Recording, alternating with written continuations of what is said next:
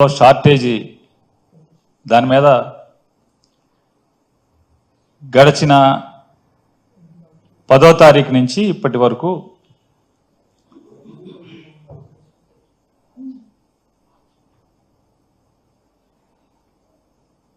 పేర్ని నాని ఒక అక్రమార్కుడిగా నేనేదో ఉద్దేశపూర్వకంగా తప్పుడు పనులు చేశానని చెప్పని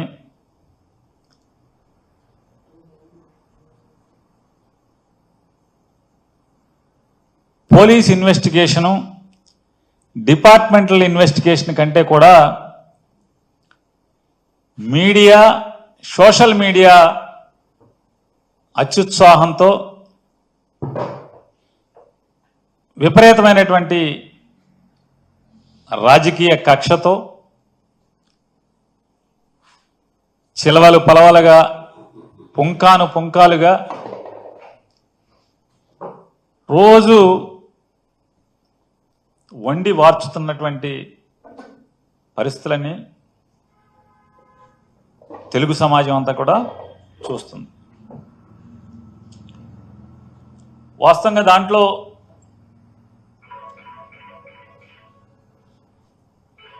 ఆవిడ నిర్మాణం చేసి రెంట్కి ఇచ్చినప్పటికి కూడా ఉన్నది ఒకటే గోడౌను.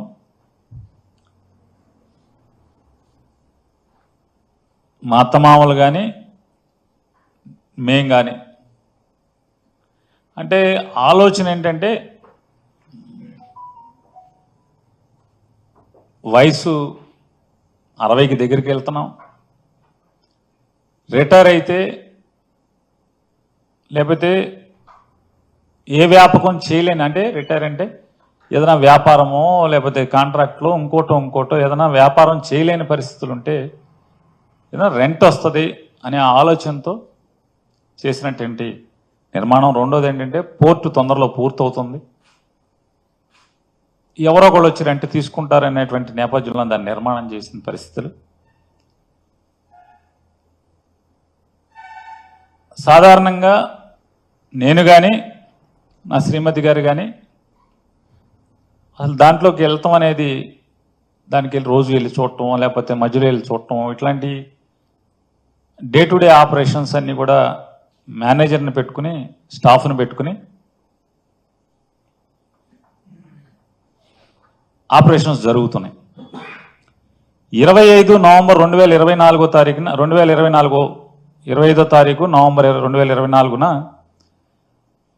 ఆ గోడౌన్స్ కేర్ టేకర్గా ఉన్నటువంటి, అంటే అక్కడ ఆపరేషన్స్ చూస్తున్నటువంటి మేనేజరు వచ్చి షార్టేజ్ కనపడుతుందండి, ఏంటో మాకు అర్థం కాలేదు, రికార్డ్స్ అన్ని చూసుకున్నాం, చూసుకుంటే లారీ కాట ఏదో తేడా కనపడుతుందండి, వేరియేషన్ ఉంది అని చెప్తే మేము కూడా ఆందోళన చెందిన మాట వాస్తవం. అంటే మా శ్రీమతి గారు ఆందోళన చెంది వెంటనే ఆవిడ 26వ తారీఖున, ఇందులో మాకేం పాపం పుణ్యం తెలియదు, అయినప్పటికీ కూడా గవర్నమెంట్కి ఏదైనా నష్టం జరిగితే అది ప్రజాధనం కాబట్టి వెంటనే దాన్ని భర్తీ చేయాల్సినటువంటి నైతిక బాధ్యత మన మీద ఉంటుంది. కోర్టులకి వాటికి వీటికి వెళ్ళటం లేకపోతే వేచి చూడటం ఇట్లాంటి కరెక్ట్ కాదని చెప్పని, 2 ఇట్లా లోపం ఉంది అని తెలిసినప్పుడు మనమే అధికారులు కనుక ఇంటిమేట్ చేస్తే అది సదుద్దేశమే మరింది అనే ఉద్దేశంతో 26 నవంబర్న 2024 సంవత్సరం జాయింట్ కలెక్టర్ గారికి ఆవిడ ఒక రికమెండేషన్ ఇవ్వటం జరిగింది. అలాగే 30/11/2024న ఇది, అంటే ఇప్పటికే చాలామంది దగ్గర ఉండుంటుంది, ఈ రికమెండేషన్లో ఆవిడ చెప్పారు 25వ తారీఖున ఇట్లా నాకు వచ్చి ఇంటిమేట్ చేశాడు, 26న ఇస్తున్నాను,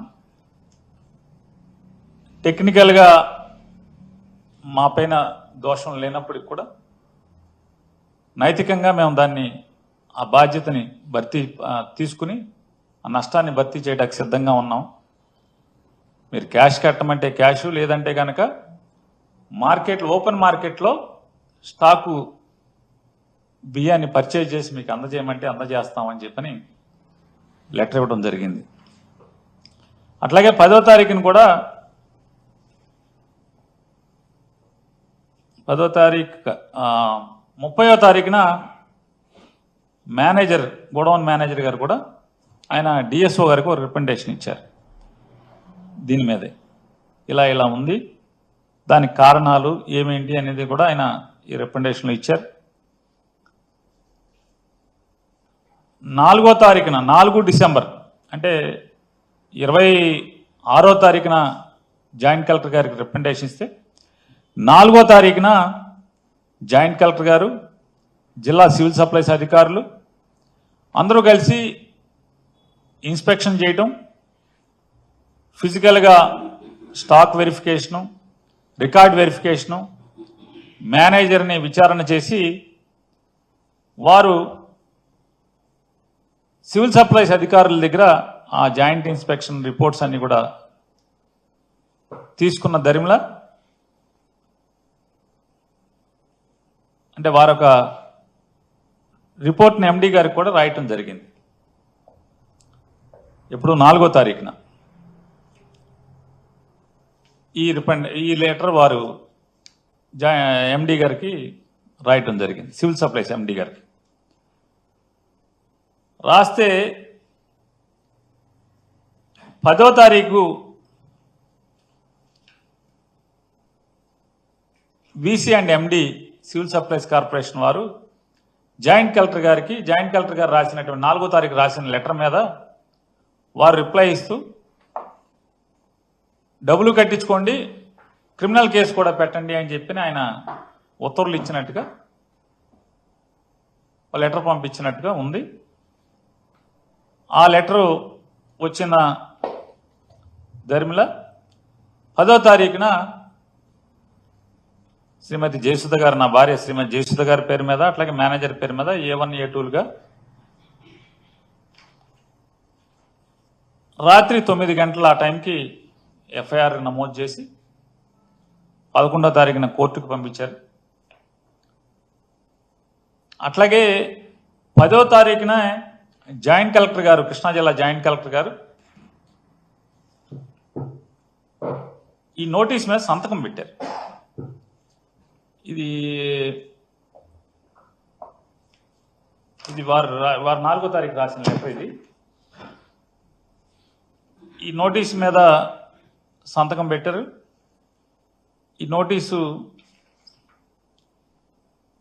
శ్రీమతి జయసుధ గారికి, అట్లాగే మేనేజర్కి, వీసీ అండ్ ఎండికి, district manager and district magistrate and కలెక్టర్కి, superintendent of police Bandar taluka Machilipatnam అని రాశారు. For information station officer, RDO, tahsildar వీళ్ళందరూ కూడా తలొక కాపీ పెట్టారు. దాంట్లో వారు ఏం చెప్పారంటే, మీ దగ్గర స్టాకు వేరియేషన్ కనపడుతుంది, 3708 బస్తాలు. కాబట్టి దాని తాలూకా మీరు పెనాల్టీతో సహా కలిపి 1,70,50,800 జమ చేయండి 3 రోజుల్లోపు అని చెప్పని నోటీస్ మీద సంతకం అయితే పెట్టారు. కానీ దాన్ని శుక్రవారం 13వ తారీఖు శుక్రవారం మధ్యాహ్నం 2-3 గంటల మధ్యలో, 2 గంటలు 3 గంటల మధ్యలో గోడౌన్కి ఎవరో ఒక అతను వచ్చి అంటించి వెళ్ళారని చెప్పని గోడౌన్లో ఉన్నటువంటి సెక్యూరిటీ గార్డు అప్పటికే 10వ తారీఖు ఎఫ్ఐఆర్ నమోదైన దృష్ట్యా మా లీగల్ టీం ఇవన్నీ కూడా బాధ్యతలు తీసుకుని న్యాయ సహాయం కోసం వారందరూ కూడా, లేకపోతే ఇదంతా కూడా రికమెండేషన్లు ఇస్తూ తిరుగుతూ, వారికి ఎప్పుడైతే గోడౌన్ దగ్గర సమాచారం వస్తే వారి లీడర్లు వెళ్ళి చూసి ఆ శ్రీమతి గారికి అప్పటికే అంటే ఆవిడ ఇంటిమేషన్ చేయటం, వెంటనే అంటే అనిపించింది, లీడర్లు నాతో చెప్పింది,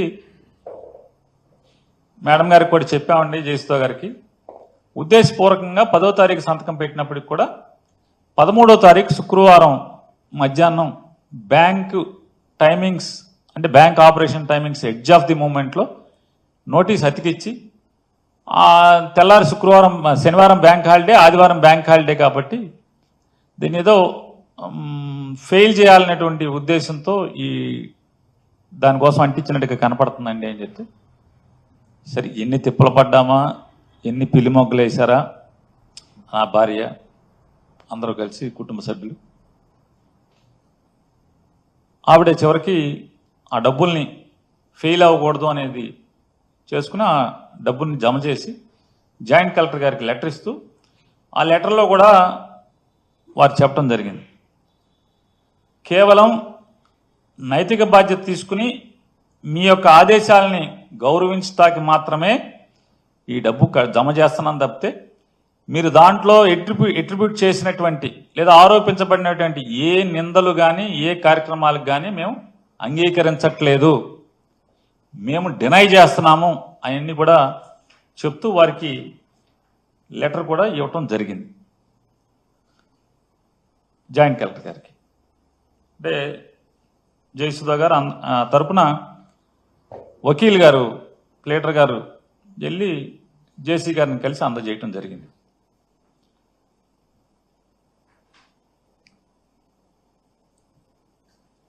పదమూడవ తారీఖునే ఉదయం జయసుధ గారు జిల్లా కోర్టులో బెయిల్ మూవ్ చేశారు. బెయిల్ మూవ్ చేసిన తర్వాత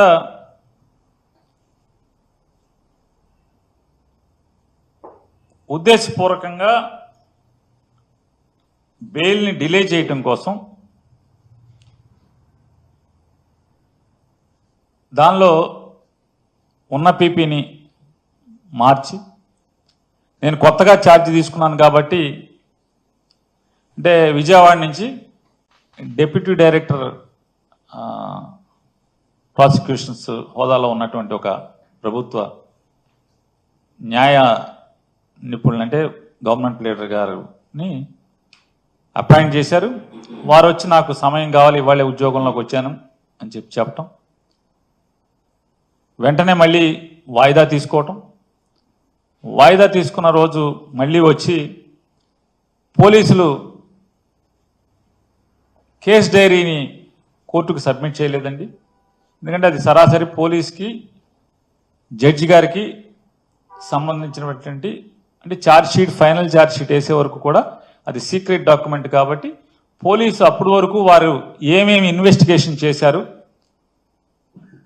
ఈ దీంట్లో ఏమేమి వాళ్ళు తప్పులు కనుగొని పసిగట్టి డాక్యుమెంటరీ ఎవిడెన్స్తో సహా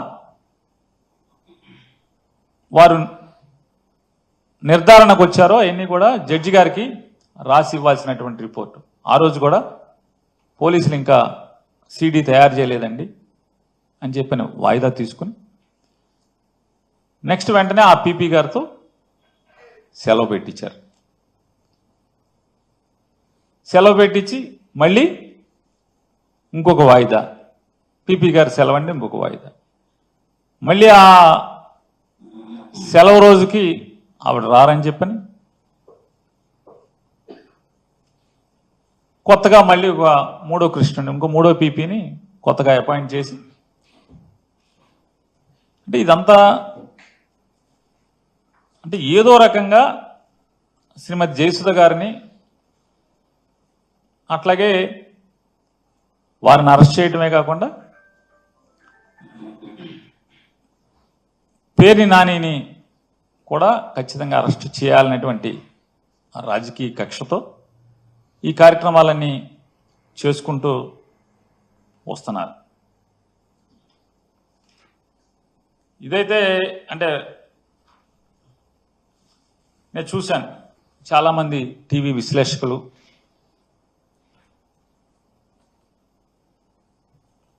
అట్లాగే మంత్రులు ఏడి పేరు నాని ఏడి ఎక్కడికి వెళ్ళిపోయాడు మాట్లాడ్డే, ఇన్నాళ్ళు ప్రతిదాన్ని వైసీపీ తరపున భుజాన్ని వేసుకుని మాట్లాడేవాడు. వాడి విషయానికి వచ్చేప్పటికి ఆడేం మాట్లాడట్లేదు. ఏమైపోయాడు? పారిపోయాడు.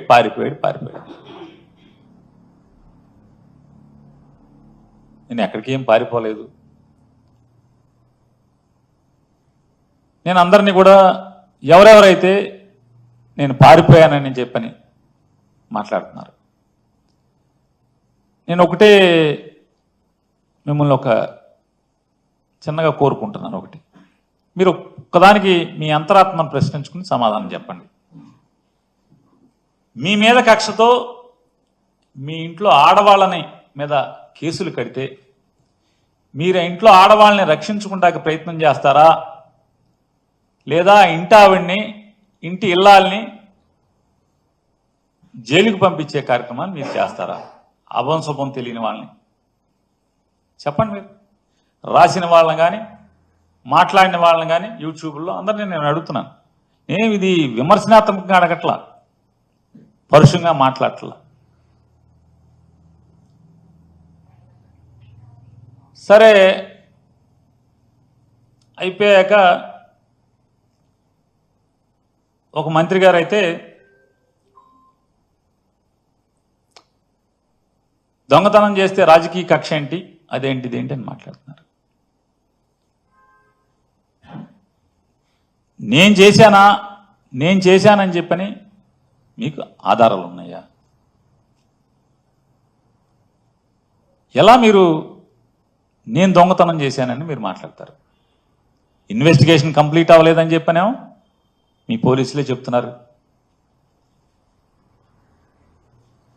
ఆల్రెడీ నిన్న కేసు డైరీ కోర్టుకి ఇచ్చి దాంట్లో కూడా ఈ విషయాలు ఏం మాట్లాడలేదని చెప్పని అంటున్నారు. ఇవన్నీ మీడియాలో వచ్చినాయే, నేను కాదు. నేను కోర్టుకు వెళ్ళలేదు.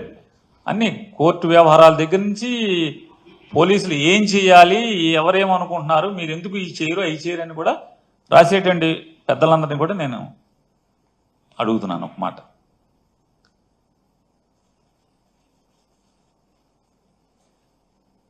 కేవలం అద్దెకి ఆశపడి గోడౌన్ కడతమే తప్పితే అద్దె వస్తుంది, దాని మీద లోన్ ఉంది, ఓ 3 ఏళ్ళో 4 ఏళ్ళకో లోన్ తీరిపోతే తర్వాత ఖర్చులు పోను వచ్చేది ఉంటే సరే చచ్చిపోయే వరకు బతకడానికి సరిపోద్దని కట్టింది తప్పితే తప్పుడు పనులను చేద్దామని కాదు కదా. నిజంగా తప్పుడు పనులను చేయాలంటే ఇదే కావాలా? ఇది చేస్తాడు ఎవడన్నా? ఇది చేస్తారా? ఇప్పుడు నేనేమన్నా పిచ్చోడినా, లేకపోతే హ్యాబిచువల్ అఫెండర్నా? నేను అలవాటు పడిపోయినటువంటి నేరస్తున్నా?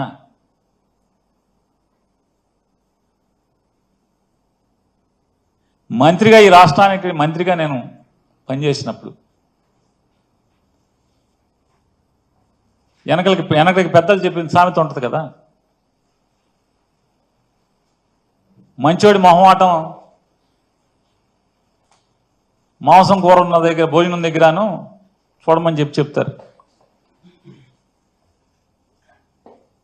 అంటే నాన్ వెజిటేరియన్ తినేవాళ్ళలో సామెత అది. నేను మంత్రిగా పనిచేశాను కదా, ఇవాళ ఉన్నటువంటి డీజీపీ గారు నేను కలిసి పనిచేశాం. ఆయన ఆర్టీసీ ఎండీగా, నేను రవాణా శాఖ మంత్రిగా.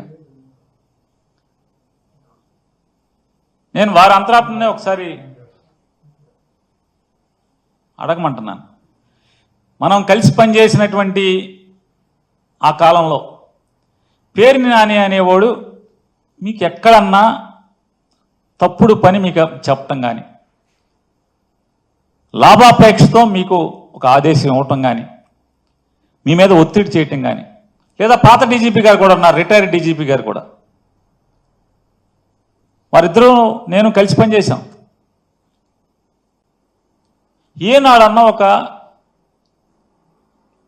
తప్పుడు పని, కక్కుర్తి పనికి మీ మీద ఒత్తిడి చేయటం, మిమ్మల్ని అడగటం, మిమ్మల్ని ఆదేశించటం ఇప్పుడున్న జరిగిందా?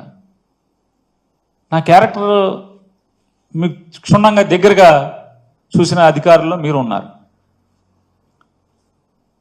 లేదు రవాణా శాఖలో వందల మంది అధికారులు ఉన్నారు. ఏ అధికారి నన్ను అడగండి.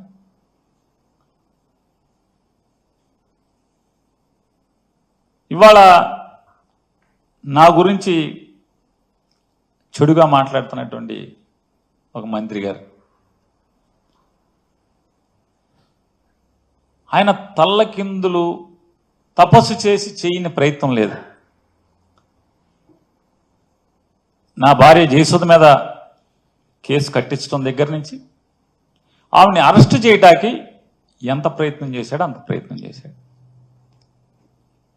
కానీ ఏ మాటకు ఆ మాట దీంట్లో చెప్పుకుని తీరాలి.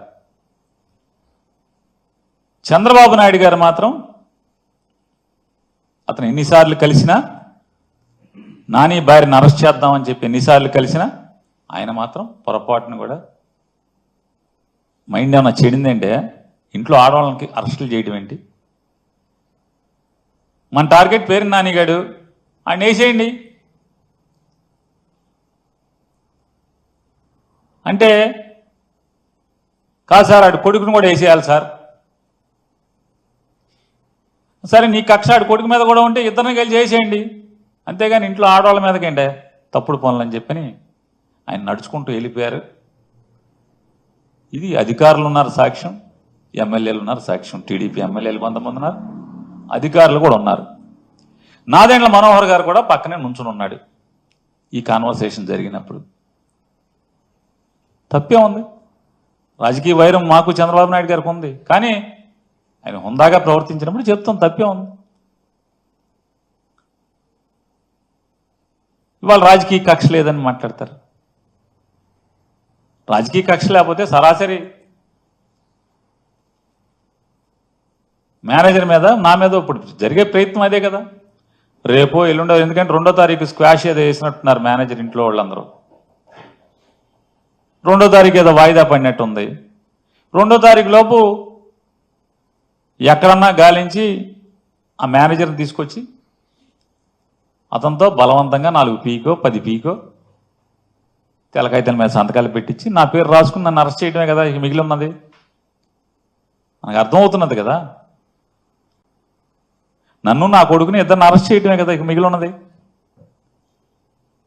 కానీ ఇంట్లో ఆడవాళ్ళ జోలికి వెళ్తాం ఎంతవరకు అని అడుగుతున్నాను నేను అబద్ధం చెప్పాల్సినటువంటి పని లేదు. ఇది 100%, 100కి 100% జరిగింది.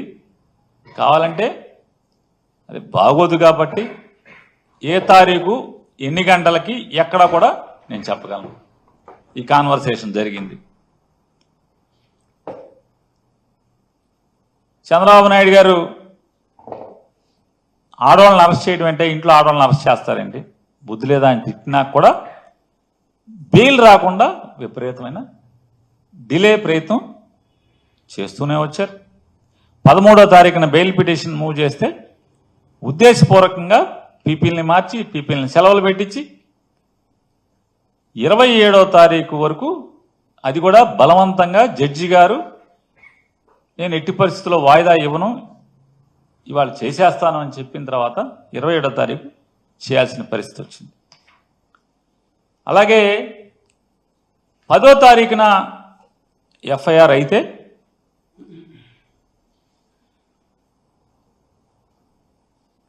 ఏం చేయాలి? వెంటనే పోలీస్ ఇన్వెస్టిగేషన్ చేయాలి కదా. ఏ ఇన్వెస్టిగేషన్ చేయలేదు. చివరికి 3 రోజుల తర్వాత 11, 12, 13వ తారీఖు 13వ తారీఖున రాజకీయ ఒత్తిడి మేరకు వెళ్ళి మేము తాళాలు ఇస్తామని చెప్పని మా అడ్వకేట్లు చెప్తున్నా సరే బలవంతంగా తాళాలు బ్రేక్ చేసి దాంట్లో ఉన్నటువంటి సరుకుని అగ్రిమెంట్ ప్రకారం అదంతా కూడా జాయింట్ లైబిలిటీ. సివిల్ సప్లైస్ ఏదైతే ఆ గోడౌన్లో దాచినటువంటి ప్రతి బస్తా జాయింట్ లైబిలిటీ. సివిల్ సప్లైస్ అధికారులు, గోడౌన్ యాజమాన్యం ఇద్దరు జాయింట్ లైబిలిటీ. జాయింట్ లైబిలిటీ అన్నా సరే, తాళాలు మేము ఇస్తాము తీస్తామన్నా సరే తాళాలని బ్రేక్ చేసి ఏంటయ్యా అంటే ఆ తాళాలు బ్రేక్ చేయటం వెనక ఉద్దేశం ఏంటంటే వెంటనే లీగల్ టీం వెళ్ళారు, మొత్తం ఆశాంతం వీడియోలు తీస్తున్నారు. తాళాలు ఇస్తామన్నా సరే తాళాలు బ్రేక్ చేశారు. వెంటనే ఆ ప్లేడర్లని తరిమి కొట్టడానికి శత విధాల ప్రయత్నం చేశారు. పాపం స్వామి భక్తి పారాయణుడైనటువంటి ఇన్వెస్టిగేషన్ ఆఫీసర్ గారు, సర్కిల్ ఇన్స్పెక్టర్ గారు ఎంత బెదిరించినా అదిరించినా ప్లేడర్లు మాత్రం మా పని మేము చేస్తాం, నీవు ఇష్టారాజ్యంగా చట్టవిరుద్ధంగా అగ్రిమెంట్కి విరుద్ధంగా మీరు తాళాలు బ్రేక్ చేస్తారు కాబట్టి స్టాక్ మాకు ఇక్కడ ఏం చేస్తావు అని మాకు భయంగా ఉందని చెప్పని నీ దురుద్దేశం, నువ్వు పొలిటికల్ ఒత్తిడి. ఎందుకంటే మాట మాటికి ఫోన్ వస్తుంది, పక్కెళ్ళి మాట్లాడుతున్నాడు, ఫోన్ వస్తుంది పక్కెళ్ళి మాట్లాడుతున్నాడు, అసహనం భరించలేకపోతున్నాడు. భరించలేకపోగా పక్కన ఉన్నటువంటి పోలీస్ కానిస్టేబుల్ ఎస్ఐలతో వీళ్ళు ఉండగానే అసహనంతో తిట్టుకుంటున్నాడు అధికారి, పోలీస్ అధికారి. ఈ లాయర్ నా కొడుకులేమో ఎల్లరు మన మొదలి బెదిరించిన అదిరించిన వీళ్ళేమో ఆపలేకపోతున్నాం, వీడియోలు తీస్తున్నారు. ఆయనేమో ఫోన్ చేసి లోపల ఎట్టగొట్ట గంజాయి మూట పెట్టమని చెప్పి ఆయన చెప్తున్నాడు. సావలేకపోతున్నాం అనేమో అసహనంతో అతను తిట్టుకుంటాడు. ఆశాంతం చివరికి సీలేసి వాళ్ళు అక్కడి నుంచి వెళ్ళేంత వరకు కూడా వెళ్ళిన ప్లేడర్ల 10 మంది కూడా వీడియోలు తీస్తూనే అన్ని రికార్డ్ చేయడం జరిగింది. అంటే ఎలా ఉంది రాజకీయ కక్ష అనేది దానికోసం మీకు ఇవన్నీ వివరిస్తున్నాను.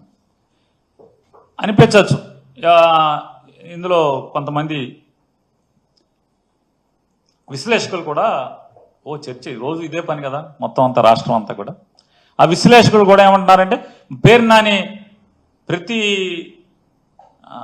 సంక్లిష్టమైన దానికి లేదా ప్రతి పార్టీకి ఎదురు దెబ్బ తగిలిన దానికి వచ్చి మాట్లాడతాడు కదా, ఇందులో ఎందుకు మాట్లాడడం అని. ఖచ్చితంగా నేను మాట్లాడదామనే 15వ తారీఖున బందర్లో 15, 16, 17 3 రోజుల నుండి మాట్లాడతాకి మీడియాని ఏర్పాటు చేసుకుని ప్రపంచానికి ఏం జరిగింది, నా తప్పు లేదని చెప్పే ప్రయత్నం చేస్తే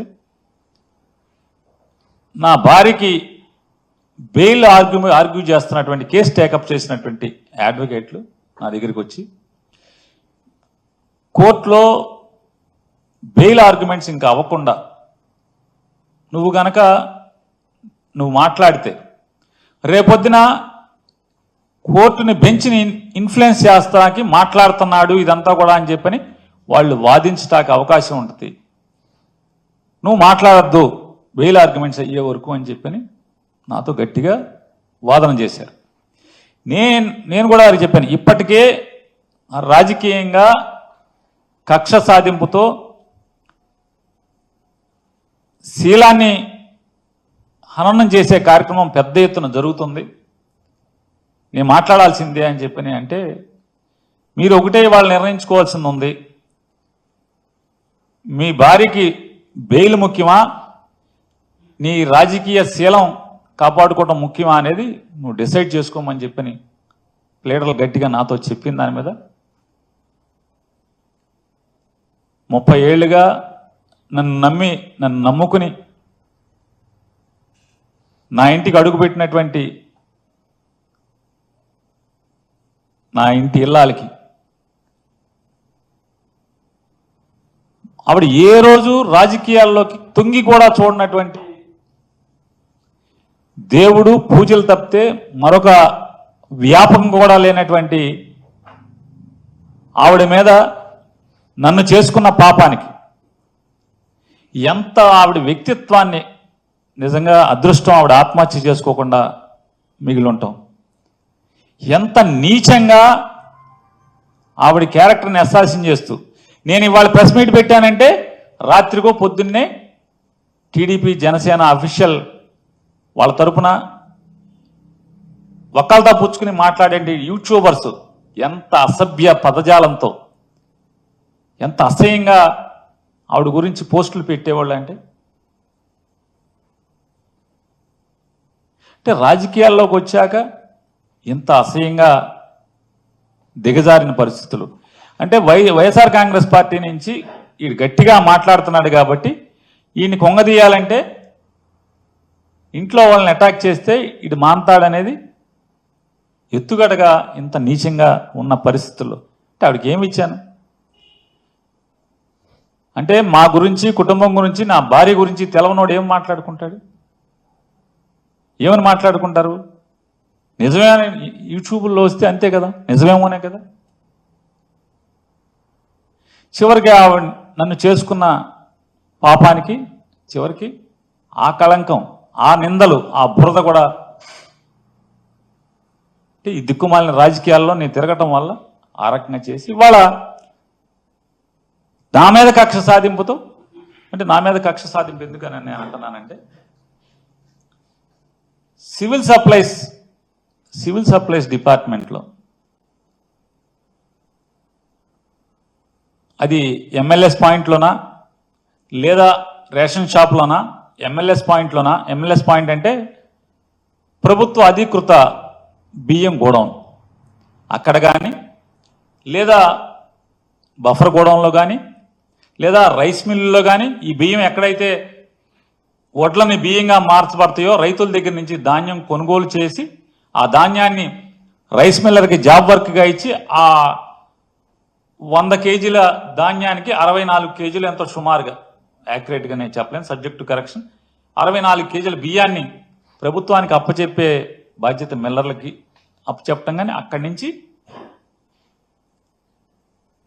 ఫెయిర్ ప్రైస్ షాప్ దాకా జరిగేటువంటి లేదా షార్టేజీలు కానీ ఎక్కడన్నా కానీ ఫిల్ఫ్రేజెస్ కానీ లోపాల్లో కానీ డబ్బు కడతాను అంటే డబ్బు కడతానికి ముందుకొచ్చినా కూడా డబ్బు కట్టించుకుని క్రిమినల్ కేసు కూడా కట్టిన ఈ రాష్ట్రంలో ఒక్క సంఘటన ఉంటే చెప్పమని అడుగుతున్నాను. ఒక్క సంఘటన ఉంటే చెప్పమని అడుగుతున్నాను.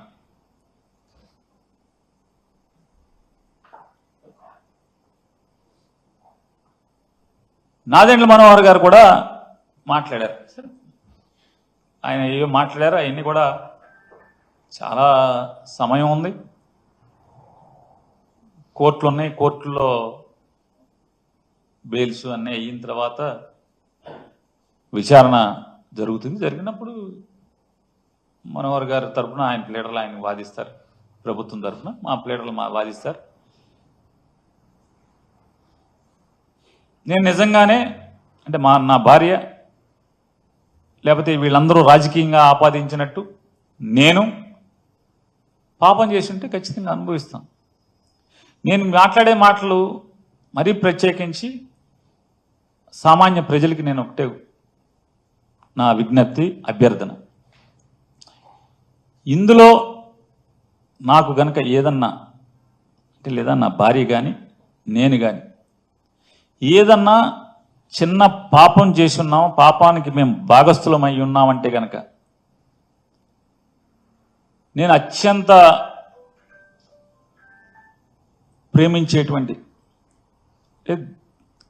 దేవుళ్ళ కంటే మిన్నగా ప్రేమించేటువంటి చనిపోయి మరణించినటువంటి నాకు జన్మనిచ్చిన తల్లి మీద ప్రమాణం చేసి నేను చెప్తున్నా.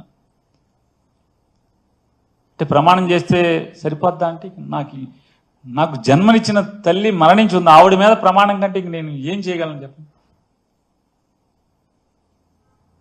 దీంట్లో నా భార్యకి కానీ నాకు కానీ ఏ పాపం లేదని కూడా ప్రజలకు చెప్పుకుంటున్నాను. నేను రాజకీయ నాయకులకు చెప్పట్లేదు, ప్రజలకు చెప్పుకుంటున్నాను.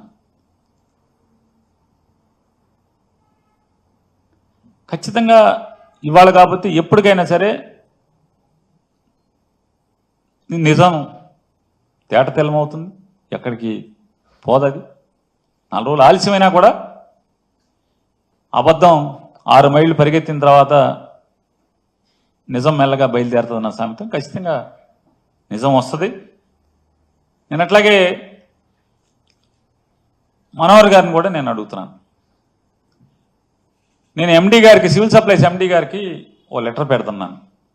2014-15లో ఈ కస్టమ్ మిల్లింగ్ అనేది స్టార్ట్ అయింది. ఈ కస్టమ్ మిల్లింగ్ స్టార్ట్ అయిన దగ్గర సీఎంఆర్ అంటున్నారు దీంట్లో 2014-15 నుంచి ఇప్పటి వరకు రైస్ మిల్లులకి ధాన్యం తోలి దానికి వెనక్కి ప్రభుత్వానికి బియ్యం 9 మాసాలు 10 మాసాలైనా కూడా ఆ ధాన్యాన్ని ఆడిచ్చి బియ్యంగా మార్చి పంపనటువంటి అప్పచెప్పనటువంటి డబ్బులు కట్టిన ఏ రైస్ మిల్లర్ మీదన్నా ఇంతవరకు క్రిమినల్ కేసు ఏదన్నా ఫైల్ చేశారా? నేను సమాచారం అడుగుతున్నా, ఆయనకి లెటర్ ఇస్తాను. అయితే మీరు మంత్రిగా ఉన్నారు కాబట్టి నేను మిమ్మల్ని కోరుకుంటున్నాను. మీరు చాలా పెద్ద మాటలు కూడా మాట్లాడారు, అంటే చాలా నిజాయితీగాతో కూడినటువంటి ఇదిగా మీరు చెప్పుకొచ్చారు. మీరు ఉద్యోగ ధర్మమే మీ ప్రధాన పాత్ర తప్పితే రాజకీయ కక్షలు లేవు. నేను ధర్మాన్ని న్యాయాన్ని కాపాడతాకే ఉన్నానని కూడా అర్థం వచ్చేట్టుగా మీరు మీడియాలో మాట్లాడినట్టు నాకు ఎవరో చెప్పారు. నేను వారిని అడుగుతున్నాను, నేను ఎండి గారికి ఏదైతే సమాచారం కావాలని అడుగుతానో వాటన్నిటికీ దయచేసి మీరు నిజంగా మీ ఉద్దేశం కరెక్టే అయితే ఆ సమాచారాన్ని నాకు ఇప్పించండి. ఇంతవరకు ఏదైనా మరి రైతుల దగ్గర ప్రభుత్వం ధాన్యం కొనుగోలు చేసి మిల్లర్కి ఆడిచ్చి తద్వారా పేదవాళ్ళ బియ్యం అంటున్నారు కదా, ఆ పేదవాళ్ళకి బియ్యంగా ఇస్తాకి ఇచ్చిన రైస్ మిల్లులు ఆ ధాన్యాన్ని మీకు అప్పచెప్పకుండా ఉంటే, అలాగే నేను కరెంటు డిపార్ట్మెంట్ని సివిల్ సప్లైస్ని రెండింటిని అడిగేటన్నిటి కూడా నాకు ఇప్పించండి. ఆ మిల్లుల్లో ప్రతి నెల కరెంటు బిల్లు ఎంత వచ్చింది, వాళ్ళ మిల్లుకి ఎప్పుడు ధాన్యం వెళ్ళింది, వాళ్ళ మిల్లు నుంచి బియ్యం ఎప్పుడు బఫర్ గోడౌన్కి వచ్చింది,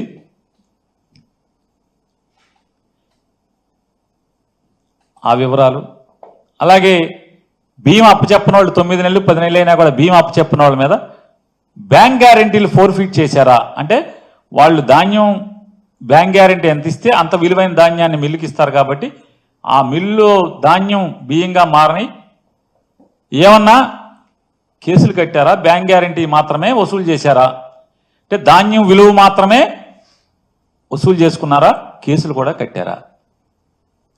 లేదు ఎగ్గొట్టిన వాళ్ళ మీద ఇంతవరకు ఏమన్నా ఎక్కడెక్కడ ఏం చర్యలు తీసుకున్నారు? అలాగే ఎంఎల్ఎస్ పాయింట్లో అంటే ప్రభుత్వ అధీకృత గోడౌన్లో పీడిఎస్ రైస్ ఉంచే చోట బియ్యం మాయమైతే లేదా షార్టేజ్ వస్తేనో మాయమైతేనో డబ్బులు వసూలు చేసినా కూడా ఏ అధికారి మీదన్నా కేసులు కట్టారా? డబ్బులు వసూలు చేసి ఊరుకున్నారా? అంటే నాకు ఈ సమాచారం కావాలి, అడుగుతున్నాను. నాకు ఇప్పించి పెట్టండి, అన్ని ఎండి గారికి ఇస్తాను. రాష్ట్ర వ్యాప్తంగా ఈ రాష్ట్రం విడిపోయిన దగ్గర నుంచి నేను అడుగుతున్నాను. పక్క రాష్ట్రం గురించి మనకు అనవసరం, కంబైన్డ్ స్టేట్ గురించి మనకు అనవసరం. అలాగే గోడౌన్ల దగ్గర కూడా ఏమన్నా జరిగితే డబ్బులు కట్టించుకుని వదిలేశారా? కేసులు కట్టారా? రేషన్ షాప్లో కూడా బియ్యం కనపడకుండా పోతేనో తప్పులు దొరికితేనో ఇంకోటో చేస్తే కేసులు కట్టారా? అంటే డబ్బులు వసూలు చేశారా? కేసులు కట్టారా? క్రిమినల్ కేసులు ఏమన్నా కట్టారా? అలాగే 47,000 టన్నుల్ని మీరు సీజ్ చేశారేదో అన్నారు. ఎవరన్నా అరెస్ట్ చేశారా? పేరు నాని భార్య ఎంబడపడినట్టు, పేరు నాని ఎంబడపడినట్టు ఈ టీవీల్లో, పేపర్లో, యూట్యూబ్లో గడిచిన 20 రోజులుగా నన్ను చిత్రవద చేస్తున్న స్థాయిలో 47,000 టన్నులు కదా మీరు సీజ్ చేసింది. ఏ దాంట్లో ఎఫ్ఐఆర్లో ఉన్న ముద్దాయిల మీద ఉన్న స్టోరీలు రాశారా? ఇన్వెస్టిగేటివ్ ఐటమ్స్ రాశారా? ఫాలో అప్ పేజీలతో స్టోరీలు రాశారా? కోర్టులో ఆ రోజు హీరింగ్ ఉందంటే పెద్ద స్టేట్ ఐటమ్ అంటే జడ్జి గారు చదవాలి, అమ్మో ఇడు దొంగ అనుకుంటా, పెద్ద పేపర్ రాసింది, రెండో పేపర్ రాసింది, లేదా మూడో పేపర్ రాసింది అనుకుని జడ్జి గారిలో బిగుసుకుపోవాలి. న్యాయం వీళ్ళకి దొరకకూడదు. సహజం, ఎవరైనా మనుషులే కదా, న్యాయస్థానంలో ఉన్నాళ్ళనే అందరూ మనుషులే కదా. ఇదేదో కాంప్లికేటెడ్ కేసు లాగుంది, ఇదేదో పెద్ద భూతం లాగుందని చెప్పని రావాలి. నేను అడిగాను ఒక ఆయన్ని, విలేకరే కాకపోతే నా 20-25 ఏళ్ళ నుంచి బాగా నేను మొదటిసారి ఎమ్మెల్యేనే. అప్పుడు ఆయన ఒక మంచి విలేకరి, ఇవాళ పెద్ద స్థాయిలో ఉన్నారు. ఆయన అడిగితే ఏమండి ఇది ధర్మమా, ఇంత అసహ్యంగా ఇంత ఘోరంగా ఎట్రిబ్యూట్ చేసి రాయటం అనేది ధర్మమా అంటే నవ్వుతూ, ఇవాళ మా ఓనర్ గారికి జగన్మోహన్ రెడ్డి కంటే కూడా నువ్వే మొదటి టార్గెట్ మాకు అని చెప్పాను. నవ్వులోనే మాట్లాడు. ఓ పోన్లేండి, మంచిదే, సంతోషం. ఏదోటి ఈ రకంగా జగన్మోహన్ రెడ్డి గారి కన్నా కూడా నన్ను పెద్దోడిగా మీరు ఊహించుకుంటున్నారు, సంతోషం. నా నాయకుడి కంటే కూడా నేనే ముందు టార్గెట్గా మీకు ఇవ్వటం అనేది సరే, ఏదున్నా భగవంతుడు ఉన్నాడు. అలాగే ఎండి గారు నేను అడిగే దాంట్లో మనోహర్ గారిని నా రిక్వెస్ట్, ఎండి గారితో సమాచారం ఇప్పించమని. 2017 జూలైలో అని నాకున్న సమాచారం ఎవరో నాకు చెప్పారు. 2017 జూలైలో Machilipatnam central warehousing corporation కేంద్ర ప్రభుత్వ సంస్థ, గిడ్డంగుల సంస్థ, దానిలో సుమారుగా ఒక 100 టన్నులు షార్టేజ్ వస్తే డబ్బు కట్టించుకున్నారా, ఎవరి మీదన్నా కేసు కట్టారా? మరొక సమాచారం కూడా నాకు కావాలి, ఇప్పించి పెట్టండి. నేను వేడుకుంటున్నాను మనోహర్ గారిని. 2017-18 సంవత్సరాల్లో 2017-18 సంవత్సరాల్లో ప్రస్తుత క్యాబినెట్లో ఉన్నటువంటి ఒక మంత్రి గారు, ఆయనే రైస్ మిల్ ఓనరు, ఆయన పేరు మీదే రైస్ మిల్ లైసెన్స్ ఉంది. వారికి పంటలు మొదలయ్యేది నవంబర్ 15-20 తారీఖు నుంచి కృష్ణా జిల్లాలో కోతలు బిగినవుతాయి. వెస్ట్ గోదావరిలో అయితే కొంచెం అక్టోబర్ ఆఖరు నవంబర్ ఫస్ట్ వీక్లో బిగినవుతాయి, ఈస్ట్ వెస్ట్లో. కృష్ణాలో నవంబర్ 15-20 నుంచి బిగినవుతాయి. ఆ మంత్రి గారి మిల్లుకి నవంబర్ ఆఖరు, డిసెంబరు, జనవరి, ఫిబ్రవరి ఈ 4 మాసాల్లో ప్రభుత్వం ఆయనకి ధాన్యం రైతుల దగ్గర కొని అప్పచెప్పితే, మళ్ళీ అక్టోబర్ నవంబర్ దాకా అంటే మళ్ళీ కోతలు వచ్చేసినాయి. అప్పటి వరకు కూడా బియ్యాన్ని అప్పచెప్పకపోతే అప్పుడున్నటువంటి ఒక నికార్సైన జాయింట్ కలెక్టర్ మంత్రిని కూడా చూడకుండా ఆ మంత్రి గారి బ్యాంక్ గ్యారంటీలు ఫోర్ఫీట్ చేశారు. అంటే ఆయన ఇచ్చినటువంటి బ్యాంక్ గ్యారంటీల్ని నగదుగా ప్రభుత్వ ఖాతాకి జమ చేసుకున్నారు అని చెప్పి అంటున్నారు. నేను ఆ సమాచారాన్ని అడుగుతాను, కొద్దిగా అది ఇప్పించి పెట్టండి. అవునా కాదా, నిజమా కాదా, అది తప్పుడు ఆరోపణ, నాకు ఇప్పించి పెట్టండి. ఒకవేళ అది నిజమైతే ఆ మంత్రి గారి మీద కేసు ఎందుకు కట్టలేదు? కొన్ని పెనాల్టీ వేశారా? పెనాల్టీ కూడా వేసాను. ఏదైనా ఈ సమాచారాన్ని ఇమ్మని, అలాగే నేను అడిగే ప్రతిదాన్ని ఎండి గారితో చెప్పి సమాచారం ఇప్పించి పెట్టమని చెప్పని, ఈ రాష్ట్రంలో ధర్మాన్ని, న్యాయాన్ని 4 పాళ్లలో నడిపే ప్రయత్నం చేస్తూ అధర్మాన్ని, అవినీతిని కూకటి వేళ్లతో పీకేయడానికి ప్రయత్నం చేస్తున్నటువంటి మనోహర్ గారికి మరీ అభ్యర్థిస్తున్నాను. ఎందుకంటే ఆయనకి రాజకీయ కక్ష లేదు, కేవలం విధి నిర్వహణ మాత్రమే. వారు కూడా చెప్పారు, అన్ని నాతో కొంతమంది మిత్రులు చెప్పారు. మా కార్యకర్తలు అడుగుతున్నారు, ఇంకా పేరు నాని కానీ లోపల వేయలేదండి, ఇంకా లోపల వేయలేదంటే అని చెప్పాను.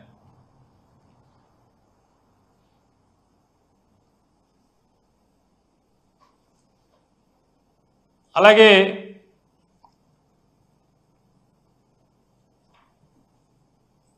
బియ్యం నేను అమ్మేశానని, అవినీతి చేశానని ఒక చిన్న, ఒకసారి మీరు కూడా ఆలోచించేయమని సామాన్యుల్ని. ఇక ఏదో అన్న సామెత అంటారు, చెమటోడి ముందు శంఖం ఊదినట్టుగా ఇక రాజకీయాల్లో నన్ను వ్యతిరేకించేవాళ్ళు, ద్వేషించేవాళ్ళు పనిగట్టుకుని నన్ను నా వ్యక్తిత్వాన్ని కైమా కొట్టుదామని ప్రయత్నం చేసే వాళ్ళకి ఇంక నేను చెప్పేది ఏముంటుంది, సామాన్యులకి మాత్రం, సామాన్య ప్రజలకి నేను ఒకసారి ఆలోచించమని అభ్యర్థిస్తున్నాను. సాక్షాత్తు నాదెండ్ల మనోహర్ గారే ఎక్కడో చెప్పినట్టుగా నేను విన్నాను.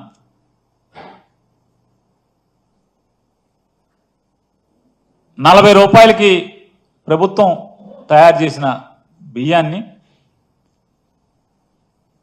రేషన్ షాపుల దగ్గర నుంచి కొంతమంది మాఫియా వాళ్ళు, బియ్యం మాఫియా వాళ్ళు ₹20, ₹22, ₹23 ట్రాన్స్పోర్ట్తో సహా కలిపి అప్పచెప్తున్నారు అని చెప్పని చెప్తున్నారు. ఇంకొక మంత్రి గారు ఏం చెప్పారంటే, ఇది ఆ ప్రభుత్వంలో నుంచి కూడా జరిగింది, అప్పుడే జరిగింది ఇది అని చెప్పని మాట్లాడారు. నేను అడుగుతున్నాను, 20కి, 22కి, ₹23 మార్కెట్లో రేటు ఉందని చెప్పినప్పుడు, ఒకవేళ నేను తప్పుడు పని చేసి నేను అమ్మితే ఎంతకు అమ్ముతాను? అంటే నేను 3 సార్లు ఎమ్మెల్యే చేసినోడిని, ప్రభుత్వ రూల్స్ ఇవన్నీ తెలిసినోడిని, ప్రభుత్వంలో ఒక దగ్గర 2 సంవత్సరాలు 9 మాసాలు మంత్రిగా చేసినోడిని. దీని పర్యవసానాలు ఎలా ఉంటాయో తెలీదా? 2 మంత్రిగా ఉన్నప్పుడు, ఎమ్మెల్యేలుగా ఉన్నప్పుడే బల్ల కింద చేయి పెట్టినోడిని, తప్పుడు తనంగా డబ్బులు సంపాదించినోడిని, ఆలోచన కూడా లేనోడిని. దీనికా ఇప్పుడు జాయింట్ కలెక్టర్ గారు నా శ్రీమతి గారి దగ్గర వసూలు చేసిన డబ్బు కేజీ ఎంత పడిందో తెలుసా అండి? ₹94. కేజీ బియ్యం ₹94 చొప్పున వాడు వసూలు చేశారు.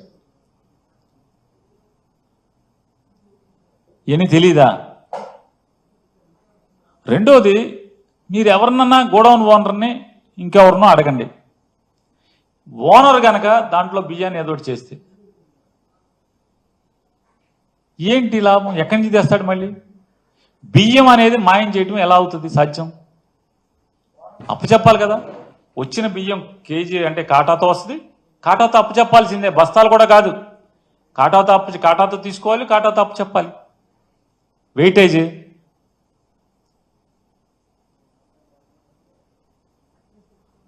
ఇంకో మంత్రి గారు చెప్పే కదా, ఆ గవర్నమెంట్ ఉందని. గవర్నమెంట్ ఎప్పుడు పడిపోయింది? జూలైలో పడిపోయింది. గవర్నమెంట్ జూలైలో పడిపోతే నవంబర్ దాకా ఖాళీ కూర్చుంటారా? నిజంగా నేను కానీ నేను తప్పుడు బుద్ధుడిని అయితే, అక్రమార్కుడిని అయితే 5 నెలలు ఖాళీ కూర్చుంటారా? అంటే కొంచెం విచక్షణతో మాట్లాడండి, లేదా మాట్లాడేలాగా మాట్లాడతారు ఉద్దేశమే కాబట్టి దయచేసి అర్థం చేసుకోండి, ఆలోచించమని అడుగుతున్నాను ఎవరైతే సామాన్యుల్ని. అసలు ఎందుకు ఉద్దేశపూర్వకంగా ఎవరైనా ఈ తప్పుడు పని చేస్తారు? ఎవరయ్యా అంటే ఈ మాటలు మాట్లాడేది? ఎన్ఆర్జీఎస్ ఉపాధి హామీలో మా నియోజకవర్గానికి కూడా ₹23 కోట్ల పవన్ కళ్యాణ్ గారు శాంక్షన్ చేశారు.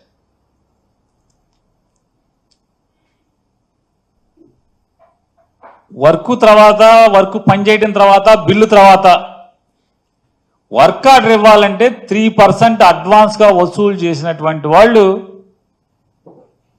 నా క్యారెక్టర్ గురించి మాట్లాడటం. అప్పుడు కానీ ఇప్పుడు కానీ 2014, 19 కానీ లేదా 24 నుంచి ఇప్పుడు దాకా కానీ సాధారణంగా ఒక మంత్రికి ఆ శాఖలో పనిచేసేటువంటి అటెండర్ దగ్గర నుంచి ప్రతి ఉన్నత ఉద్యోగి వరకు పిల్లలతో సమానం. వాళ్ళ ట్రాన్స్ఫర్కి లంచాలు తినేవాడిని ఏమంటారు ఒకసారి చెప్పండి. నేను చెప్పట్లా, సాక్షాత్తు ఆంధ్రజ్యోతి, ఈనాడు పేపర్లో అచ్చయినటువంటి విషయాలు ఇవి. నేను కూడా మంత్రి చేశాను. ఏ రోజన్నా ఈనాడు కానీ, ఆంధ్రజ్యోతిలో కానీ, లేదా సాక్షిలో కానీ ట్రాన్స్ఫర్లలో లేదా ప్రభుత్వంలో పేరుని నాని కక్కుర్తి పడ్డాడని ఎప్పుడన్నా ఒక ఐటమ్ అన్నా మీరు చూసారా? చూస్తే వదులుతారా అని అడుగుతున్నాను.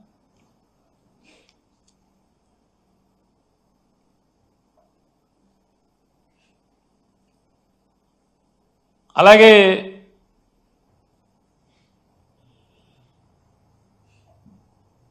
చైతన్య రథం అనే ఒక తెలుగుదేశపు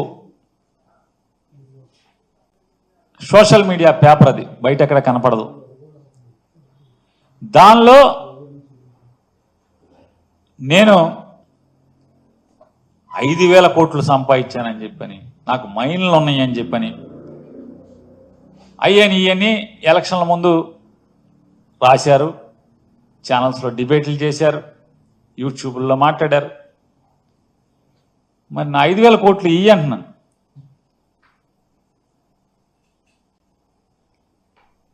మైళ్ళు ఉంటే సీజ్ చేసేయండి.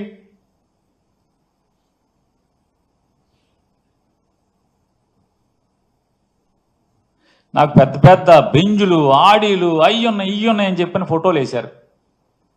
చేసేయండి.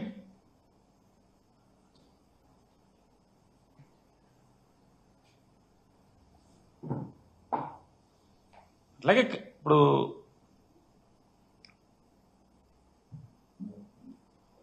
ఇవాళ రేపో మాపో ఖచ్చితంగా, అంటే 2వ తారీఖు ఏదో స్క్వాష్ పిటిషన్ ఉన్నట్టుంది మేనేజర్ది. ఆ స్క్వాష్ లోపు ఇప్పుడు ఎంతమందిని పోలీస్ స్టేషన్లో కొడుతున్నారో, మగ్గ తీసుకో రోజు పొద్దు నుంచి రాత్రి దాకా ఉంచుతున్నారు. ఏదో రకంగా ఆ మేనేజర్ని తీసుకొచ్చి 2వ తారీఖు లోపు నన్ను, నా కుమారుణ్ణి, ఇద్దరిని ఏదో రకంగా అరెస్టు చేయాలనేటువంటి, నన్ను జైల్లో పెట్టాలని నాతో కొంతమంది మంత్రులు, కొంతమంది ఎమ్మెల్యేలు మాట్లాడటం జరిగింది. నేను 15, 16, 17 అందుబాటులో ఉన్నాను. రాత్రి తెల్లారుజాము నుంచి పొద్దు నుంచి కూడా నేను బందర్లోనే అందుబాటులో ఉన్నాను. వాళ్ళందరూ మాట్లాడేది ఏంటంటే, అరే నిన్ను ఒక్క రోజన్నా జైల్లో పెట్టకపోతే అసలు మా వాళ్ళు ఎవరు ఊరుకునేట్లేరురా, అందులో మరీ ప్రత్యేకించి మీ ఊరోడు అసలు నిద్రపోవట్లేదు, చంద్రబాబుని చంపేస్తున్నాడు, రోజు ఇదే పనిలో ఉన్నారు అని చెప్పాను. తప్పకుండా. కాకపోతే ఇక్కడ ఏంటంటే, మన రాజకీయాల కోసం, మన రాజకీయ కక్ష సాధింపుల కోసం ఇంట్లో ఆడవాళ్ళ దాకా కూడా వచ్చారే అనేది ఆవేదన, బాధ తప్పితే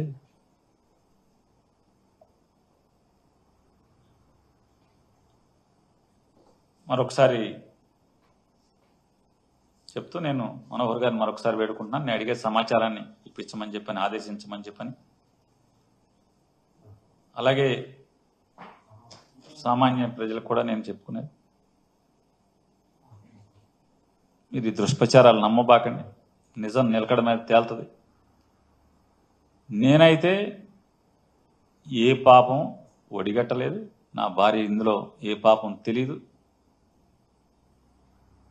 అమాయకురాల్ని ఈ రకంగా నా మీద కక్షతో ఆవిడని చిత్రవద చేయటం, మానసికంగా ఆవిడ క్యారెక్టర్ని దుర్మార్గంగా అసాసిన్ చేసింది ఇన్నాళ్ళు అయిపోయింది. అంటే మేము ప్రభుత్వంలో ఉన్ననాళ్ళు ఆవిడ క్యారెక్టర్ గురించి అసహ్యంగా చిత్రీకరించడమే కాకుండా ఇవాళ ఆవిడ మీద కేసు కూడా కట్టి ఈ రకంగా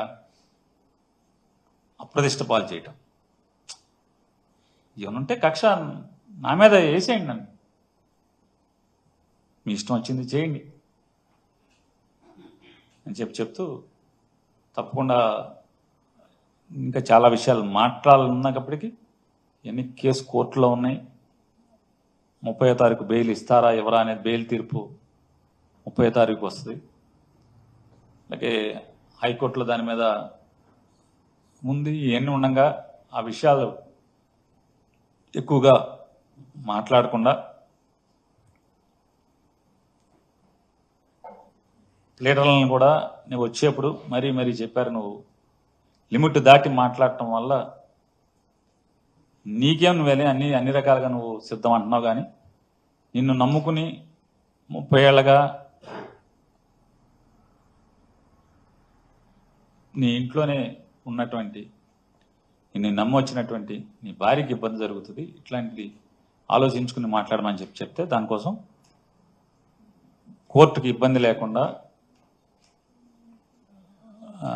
కోర్టులు ప్రెజుడిస్ అవ్వకుండా సాధ్యమైనంత వరకు నేను నా బాధని లేతే వాస్తవాలని వెల్లడించే ప్రయత్నం చేశాను. రాజకీయాల్లోనే నికార్స్గా బతికినటువంటి ఈ పేరు నాని అనేవాడు ఈ బియ్యాన్ని కక్కుర్తిపడి ఇంత దిగజారుతాడని, లేదా 20 రూపాయలకి 23 రూపాయలకే మార్కెట్లో దొరుకుతున్నాయని ప్రస్తుతం మంత్రులే 47,000 టన్నులు షిప్పులు సీజ్ చేసినటువంటి మంత్రులే వాళ్ళు చెప్పే పరిస్థితి ఉంటే నేను తలుచుకుంటే తెచ్చిపెట్టలేనా? ఒకేళ అంటే అన్ని వేల టన్నులు షిప్పులే లభ్యత డోర్ డెలివరీ ఇస్తున్నప్పుడు ఇవరా? కాబట్టి మనం తెలియంగానే మన ధర్మంగా మనం చెప్పాలి. మనం ఏదన్నా కానీ అది సూపర్వైజరీ లోపమన్నా కానీ ఏదన్నా కానీ నైతికంగా మనది బాధ్యత ఉన్నట్టు కాబట్టి మీరు చెప్పండి. ఎవరైనా నాకు అద్దె వచ్చిన అద్దె 2 ఏళ్లలో వచ్చింది, ఇవాళ నేను కట్టిన డబ్బు 5 సంవత్సరాల అద్దె నాకు వస్తే అన్నీ కలిపి ట్యాక్స్లు గీక్స్లు ఖర్చులు అన్నీ కలిపితే 5 సంవత్సరాల అద్దె నాకు వచ్చేది. ఈ తెలీదా? తప్పులు చేస్తే పాపాలు చేస్తే ఎట్లా జరుగుతుందో.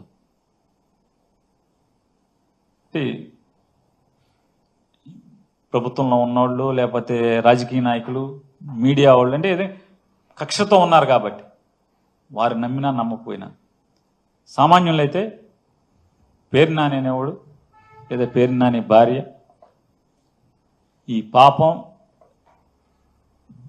ఇంత కూడా చేయలేదు అనేది మరీ విజ్ఞప్తి చేసుకుంటూ నాకు ఈ అవకాశం ఇచ్చినటువంటి మిత్రులందరికీ ధన్యవాదాలు.